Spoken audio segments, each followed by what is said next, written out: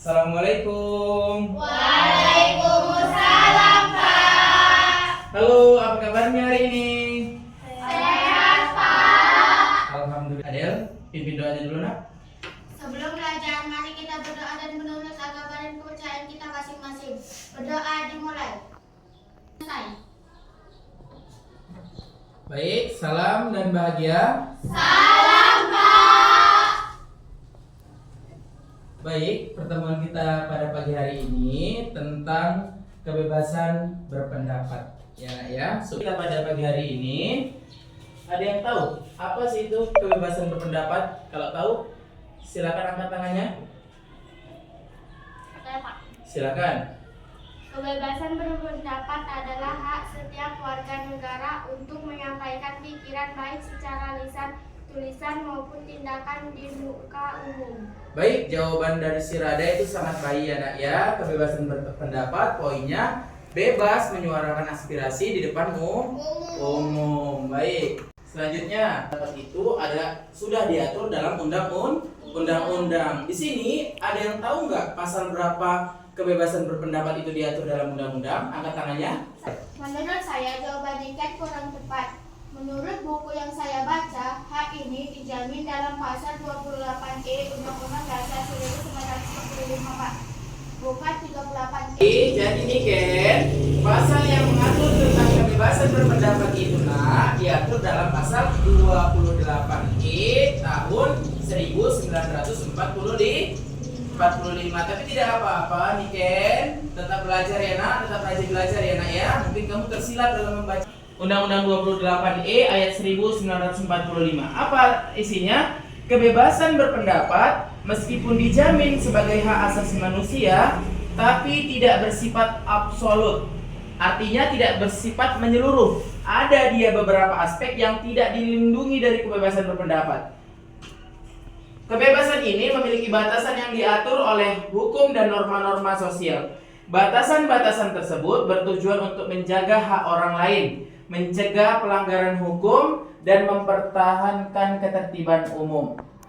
Nah, di sini Bapak punya pertanyaan. Nah, kalau tadi kebebasan berpendapat itu tidak absolut, tidak mencakup keseluruhan, di sini ada contoh batasan-batasan kenapa kebebasan berpendapat itu tidak absolut. Artinya ada batasan-batasannya.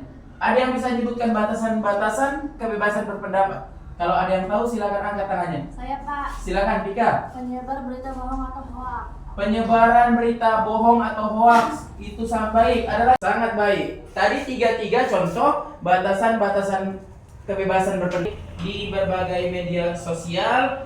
Cari dari berbagai sumber ilmu, baik dari buku, media sosial, internet ataupun lain hal. Boleh kalian cari nanti di rumah ya nak ya, contoh-contoh batasan-batasan kebebasan berpendapat. Oke, next. Di sini Bapak punya pertanyaan. Sebutkan contoh kebebasan berpendapat yang ada di lingkungan sekolah. Yang bisa jawab angkat tangannya. Saya, Pak. Silakan Rada.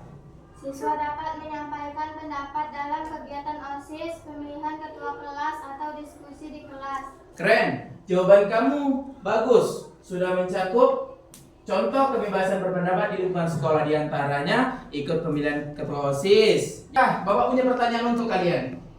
Sekarang kita masuk ini. Manakah contoh urutan kebebasan berpendapat yang benar? Bapak punya pilihan untuk kalian. Ada yang berani maju ke depan? Silakan. Silakan, Dina. Pilih. Hati-hati, baca dulu perlahan-lahan. Nomor 1 sama nomor 2. Iya benar, karena kamu jawabannya benar, kamu Bapak kasih coklat. Silakan duduk kembali. 12. Oke, next. Kebebasan berpendapat. Nih Bapak mau tanya nih. Bapak mau kasih coklat lagi kalau bisa jawabnya. Dan dia boleh keluar di luar. Kalau bisa jawab, dia Bapak bolehkan keluar di luar. Silakan jawab. Saya, Pak. Silakan Adel. Kebebasan berpendapat merupakan salah satu upaya pemenuhan hak asasi manusia.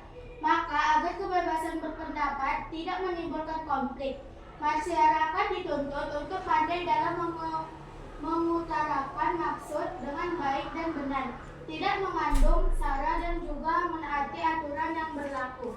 Baik, jawaban kamu sudah baik. Kamu diperbolehkan keluar terlebih dahulu. Ini coklat untuk kamu karena kamu berhasil menjawab. Silakan. Ya, sama-sama.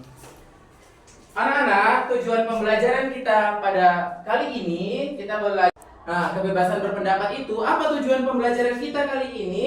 Supaya kalian ngerti apa itu yang pertama, kebebasan berpendapat. Yang kedua, kalian bisa tahu apa contoh-contoh kebebasan berpendapat di lingkungan sekolah. Ya, tujuan pembelajaran kita pada pagi hari ini.